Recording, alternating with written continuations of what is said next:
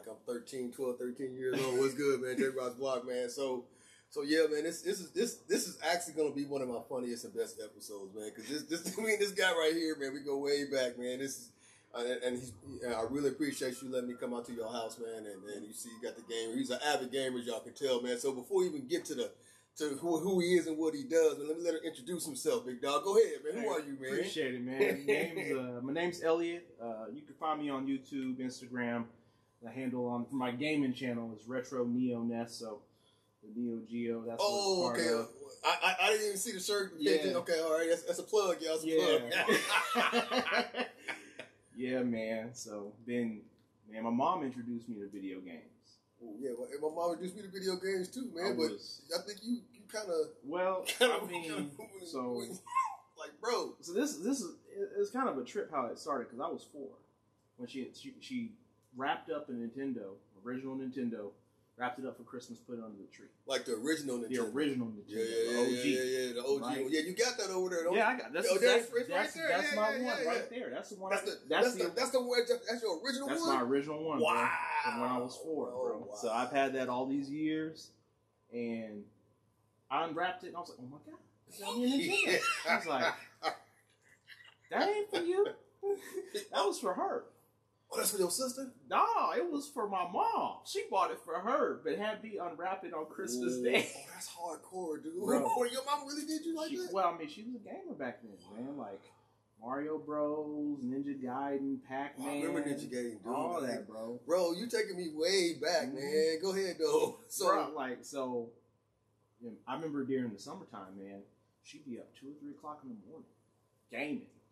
Just straight up. Serious, man? Yeah, bro. She used to do that. And then it got to a point to where me and her were playing a lot. And I never will forget the day. I mean, it's early 90s, so Power Rangers was big back then. Everybody was on Power Rangers. Yeah. Tommy had the Dragon Dagger. The Green Ranger was popping. Man, Toys R Us had the Dragon Dagger. And I was like, Mom, can I get the Dragon Dagger? She's like, if you can beat my high score in Pac-Man. Wow, she really called you on? Man, like level 20, bro. She was a beast. So, I never could beat it. It pissed me off. Yeah. And that's what kind of sparked my competitive nature for video games. So from then on, I was like, I never beat her score. To this day, I haven't beat that score. You know what I'm saying? So I never got a Dragon Dagger. She still hold up your head too, don't she? I mean, not so much, but I mean, now I can beat her because she don't play like that. I mean, she still plays games, mobile games. Now, your mom is here, right? Yeah, she's in Dallas. Yeah. So my sister. I didn't know that. That's crazy, dude. Yeah, you got all this shit from your mom, man. I mean, not all the games. But the whole. The genre, the whole thing started from there, and. Over the years, high school, I played competitively fighting games, so Street Fighter, Mortal Kombat, all those. We used to play for money back in those days. Yeah, Street Fighter was my game. Bro. I remember we used to go to it was a gas station in Tulsa, Oklahoma, right there by Booker T, Washington High School, and they had Street Fighter. They had all the games, dude. Yep. We would just go there right after school, get our little quarters, man. Man, those are the days. Arcades, dude. Yeah, man. All that, bro. So tell me, where you from, your origins. Yeah. Obviously, you told me the story about your mom getting you in gaming and she's still holding the high score over you. That's pretty funny. Shout out to your mom. Shout out to mom. Yeah. But now tell me where you came from, your story, your sister. I know your sister. So tell me how where y'all from and get that out. Yeah, man. Both my parents born in Oklahoma. What part? My dad was in Ponca City. My mom was in Guthrie. Yeah, so I'm from Tulsa. Tulsa, Ponca City stand up. Yeah. So they actually met at school, college. They met at Langston. They met at the Lou. You stand up, baby. Yeah, the Lou, man. Yeah. So they met. My dad was in television, so he started in radio sales. Okay. And then he moved into television, where he was doing TV. Commercial stuff. Hold on, let's talk about that. That's interesting. Yeah. So, is that something that he always was interested in? Did it do you know the story? Did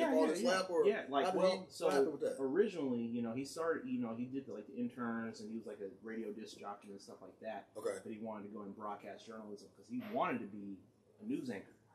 No shit. Yeah. And back then, that was like. Back then, I mean, you didn't see a lot. Too many. Yeah, dude. That's what I was like. Yeah. But so it ended up shifting into commercial sales Okay. for a lot of the affiliates. So, you know, he worked with ABC, CBS, UPN before they were bought out by Fox, CW, all that. Yeah. So he's worked for a lot. He worked for a lot of the affiliates. And for me, I got to grow up being a part of seeing that stuff. So, you know, he had clients that he was whining and dying. Sometimes I got to go to some of the, you know, football games, baseball games, basketball games. So, you know, for me, that gave me a well-rounded understanding behind how to conduct myself in a corporate world. Yeah, gave you the foundations. Yeah, you know, the foundations and how to carry myself as a man. And I had a lot of that foundation from my other family members as well. So, you know, everybody was from Oklahoma. My sister's actually the only one that's a Texan, a true Texan. She was born in Texas. We had moved. Oh, really? We had moved from Oklahoma, and she was born here in Dallas. So she's the true Texan out of the family. The rest of us from Oklahoma. Yeah. My dad's job took us many places because he moved and he would get promoted and he would take another job somewhere else. So we started in Oklahoma. Lived in Oklahoma City for a minute, and then moved here to Dallas. And that's where the Nintendo and the video games and all that started. But, you know, around 9, 10, we had to bounce to Little Rock. Oh, y'all lived in Little Rock for a minute? Yeah, we lived there for about 2.5 years. So, you know. How is Little Rock, dude? I don't think I know about Little Rock because I remember back in the day, like, banging in Little Rock. Yeah, and it was. Yeah. So, like, it was crazy, too, because where we lived, you know, pretty nice area, the Ozarks and stuff like that. But, you know, you go a couple miles down, and it's, you know, it was like an invisible line, bro. Hoods. Like, hey, every city got that though. Every city's got it. Every city's got it, and you could tell because the elementary school that I was going to, it was blended. Like it wasn't segregated or anything like that. But you know, it was a mix of kids. You had preppy, rich kids, and you had the normal kids, and then you had the kids that made a shift from 5th grade to 5th to 6th. Yeah. Yo, it was like they went home that summer. They came back. Everybody's pants was hanging off their ass. Folks was banging for an elementary summer, bro. Bro, you know what? And I remember that because that was the 80s, right? Like, what was that? That was early 90s. It was 80s into the early 90s. Early 90s, that's what I'm saying. So I remember, and the reason why I keep saying Little Rock, because I remember banging on racks. Yeah. You remember banging on racks? Okay, so I remember they had the cassette decks. Yep. The cassette tapes, excuse me. And they had red for blood. Yep. And they had blue for Crip. So they actually had, it was banging on wax. And a lot of that came out of Little Rock. You know what I'm saying? And they did like a documentary on that shit. It was HBO. It was HBO. Yeah. We literally, when we moved, that's when the documentary dropped. I was like, are we sure we want to? Wow.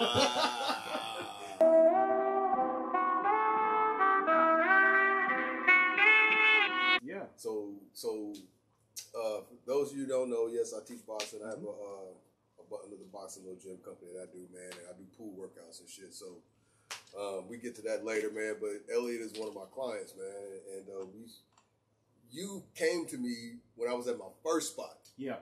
Way over in Allen, you know what I'm saying? For a minute. It was a drive. It was a drive, man, and we had some good times. So talk about, the boxing and what you thought and all that. And we still do our thing to this day, yeah, man. We still do. Yeah. I'm inconsistent now, unfortunately, but I need to, do more. But I remember when I started working at the job, that was my first desk job. Yeah. I had spent the last 15 years retail management, hustling and bustling. I was working hard, manual labor. So I kept the weight down just because I was on my feet for 12 to 16 hours straight, right? Yeah. When I started at our company, I was 200 flat. I was solid, 6-pack, all that. I was solid. Sitting on your ass. And then 10 months later, your boy gained 45 pounds, 50 pounds. And I was like, man, I can't even fit my jeans no more. It got rough, baby. It got hella rough. And then he was like, man, I do training, bro. I do training. And I was like, well, what do you do? He's like, oh, man, I boxing training. I was like, I did martial arts, growing up. And I was like, learning a different style of fighting is always good to keep yourself fresh. Yeah, man. All day. And the fundamentals, there are some similarities between certain martial arts and boxing, but it is different. It is very different. All my years you know, mastering or trying to master Taekwondo, you know, a lot of kicks, you know, bouncing on your toes and being a very wide stance, right? Yeah. And then leveraging, and then Goju-ryu, which is an Okinawan karate. That was a brutal martial art to learn. The dojo I was in was very brutal, but the hand strikes were very short, but they were precise and very targeted towards pressure points. Yeah. And then when I'm learning from you, you know, the fundamentals of boxing, it's like, you know, you want to keep your hands up at all times, right? You want to keep your body tucked in nice and tight, keep your neck tucked in. You want to bob and weave, you want to duck, you want to punch, you want to throw your hooks. And I realized how out of shape I was in the first couple of sessions with you. And I got good with the speed bag, man. I was good with the speed bag, and then my footwork got so much better. We were doing some crazy drills. Man. You know what's funny? I go back. I didn't mean to cut you off, man. Yeah, I go back on my Instagram feed, and I go back and look to the very beginning when I first started, and I never changed. Even as I progressed and I got better, because I never consider myself to be a good coach. I just really love the sport. I do what I do because I love the sport. And I go back and look at those videos, those snippets, and I'm like, I'm still doing the same shit. I just have expanded the fundamentals. And in boxing, it's your feet and it's your core. If your feet are not right, your core doesn't have the ability to move, have mobility, then none of this is going to matter. Yeah. So that's why I always talk from the feet first. You know what I'm saying? And I try to make a fun environment. You know, we had the music playing. You know what I'm saying? We had a TV going. We watching some Rocky or some shit like that, man. And we just had a really good time, man. We lost some weight. We got better, you know? Yeah, man. I liked it to the fact that, you know, you stated a lot yourself. Like, you're working your entire body the entire time. You know, that whether it's 45 minutes, an hour to 2 hours, you know, that we're in the session. You know, you can't leave until you burn 1,000 calories. I need my 1,000. I need my 1,000 calories burned, right? So whether that's, you know, you're going to be skipping rope for the next, you know, 10, 15 minutes, or you're going to hit the heavy bag or double end bag, you know, slip bag, and do some work. And now I find myself, you know, when I'm just messing around the house, you know, doing some shadow boxing or whatever, I don't adapt a lot of the martial arts stances that I do now. Or that I used to do. I do more of a boxing stance, right? But, you know, to anybody out there that's looking to get fit, looking to accomplish a goal of being more shredded, or just learning how to, you know, defend themselves. You know, it's a great workout, but it's also teaching you the fundamentals of not getting hit. That's the whole idea. You're not supposed to get hit. You don't want to get hit. You don't want to get hit. God forbid anything ever happens to where you have to be put in a situation where someone presses you and you have to defend yourself. But when you learn those fundamentals, it becomes a muscle memory. Yes. Which now, you know, perfect example, you know, I got injured and then I was out for like almost a year. And I didn't train. It sucked coming back because I couldn't do a lot of the stuff, you know, the routines that were really fast paced and going at it. But I still had the foundation of the fundamentals with my footwork, my feet, having my guard up, the way I was throwing my punches, blocking, bobbing and weaving. So that stuff doesn't go away when you're doing it.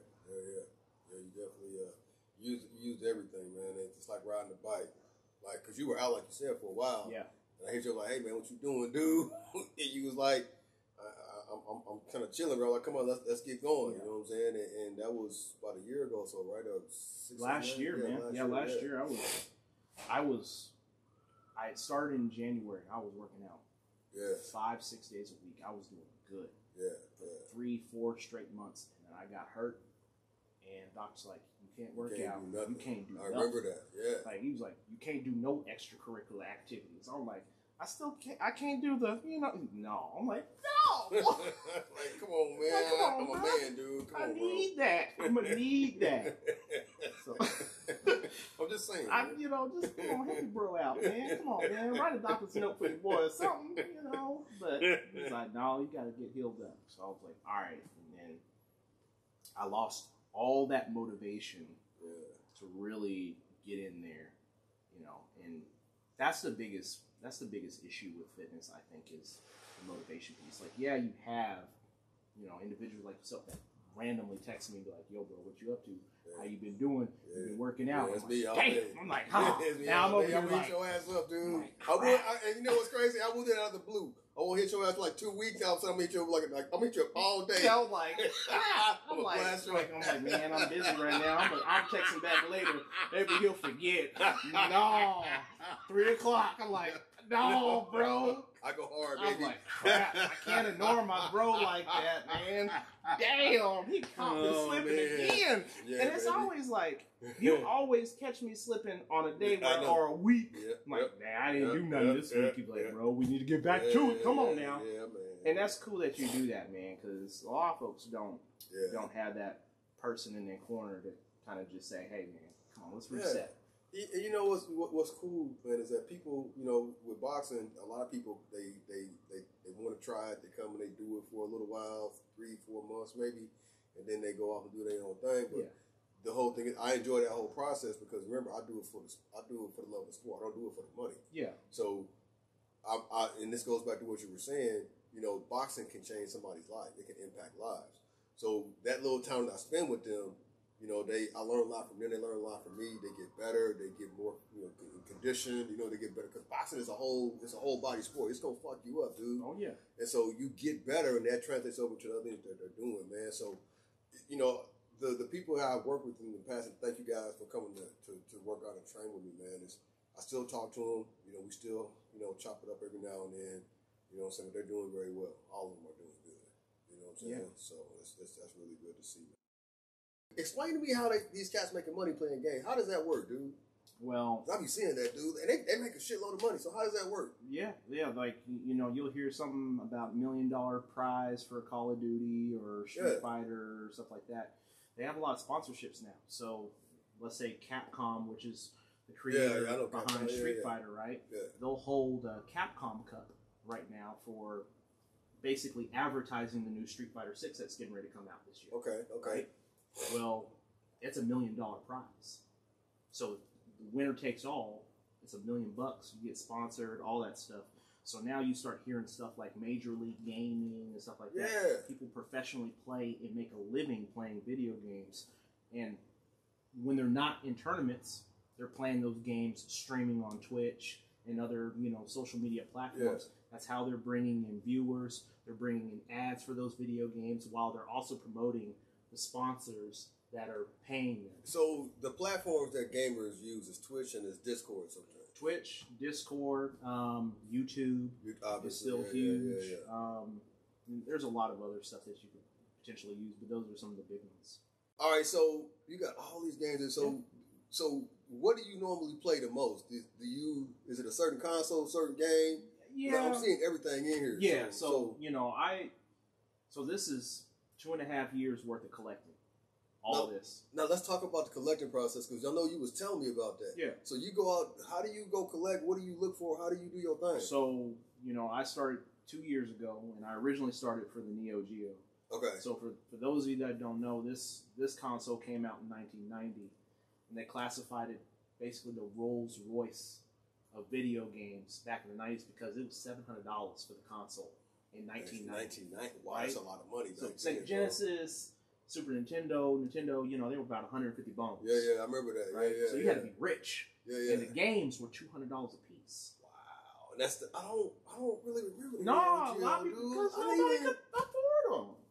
Nobody could pay for them. That's why, like NBA players, all athletes, and rich people, those were the only ones buying that. Macy's used to carry it. Babbage's, which is now called GameStop, that was back in the Funko Land, all them old school ones. Before GameStop became a thing and absorbed all those video game companies, that's where you could find them at back in the day. Bro, I thought I knew a lot about video games. I never heard of that console, dude. Like, I don't remember seeing no advertising, nothing like that, no newspapers. No, the articles, like that you would see in the magazine, like an advertisement, was almost X-rated. Because they were the sexual innuendos that they would use, and they would target it towards, like, you know, you can't be no limp Wow. Something. Get Are one you of these. serious? Yeah, they targeted towards adults. Wow. Mm-hmm. Yeah. Wow. Yeah, you had to be a baller to get one of those. But, you know, all of us grew up. You know, we'd ask mom and pop, say, can I get one of these? Like, hell no. We get you one of these cheap-ass consoles and be happy. So, I mean, that's what happened. And then, you know, 2.5 years ago, I told my buddy, because he collects all Nintendo stuff. Yeah. I was like, dude, I want to do Neo Geo. And he laughed at me. He's like, bro, you tripping. You know how much that console, you know how much them games are? It's insane. Like, there's games on this console that I'll never get because they're 5-figure games. We're talking about $50,000 per game. No fucking way. No joke. $50,000. $50,000. I mean, there's games on Nintendo. $1 million. Like, are you serious? Yes, bro. Like, give me an example, dude. Because I wish I would have kept my Nintendo. So okay, so there's a game called. I'll use this for example. A game called Stadium Events. Stadium Events was made by a company called Bandai until Nintendo. I remember that game. Yeah, it was track and field. Track and field, yeah. That's what Stadium Events originally was. I remember track and field. So Nintendo took over the rights of that game and they put it under. Hey, track and field was a shit though. Track and field, same game. It's the same exact game. Wow. The only difference is when you boot up the game, it's going to say track and field versus Stadium Events. Well, Stadium Events, they pulled all the games off the shelf. So now, like, for instance, a couple of days ago, just the cartridge, not the box, not the manual, just one of these joints right here, a cartridge, sold for $25,000. What?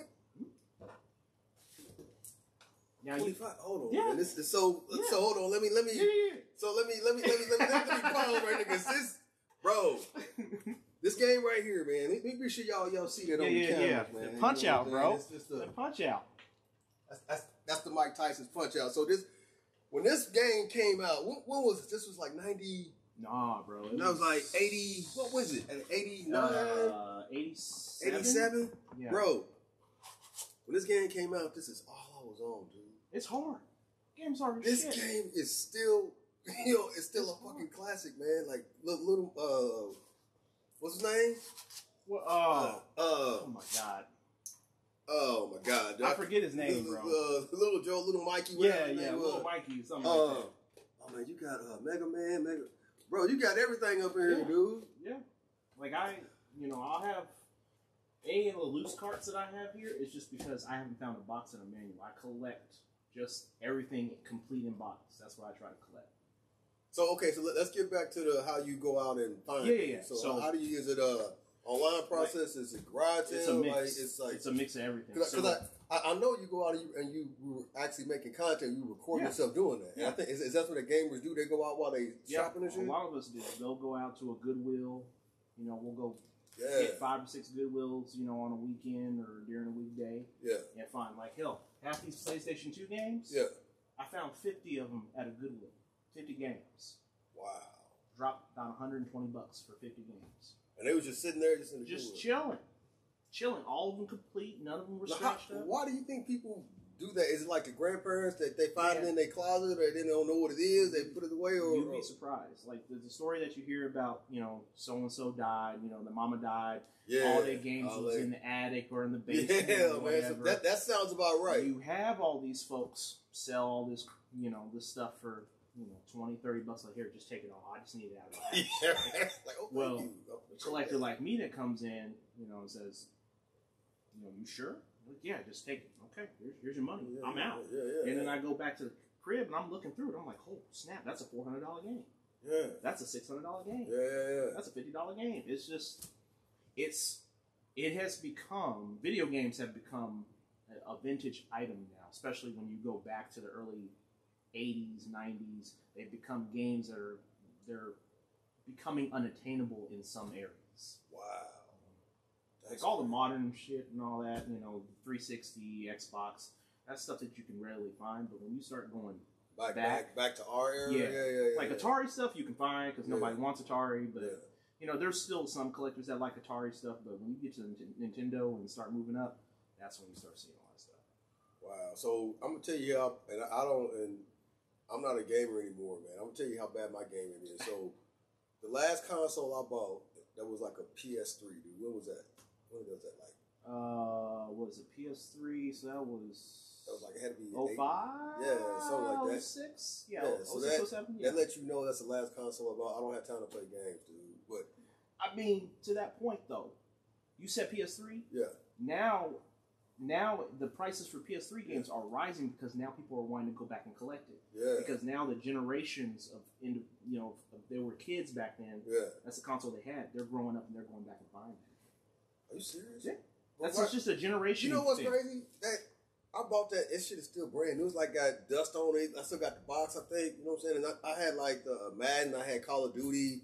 You know, I got the games that obviously everybody had and they was playing it when it came out. So it's just sitting in my house. Man, let's chat, bro.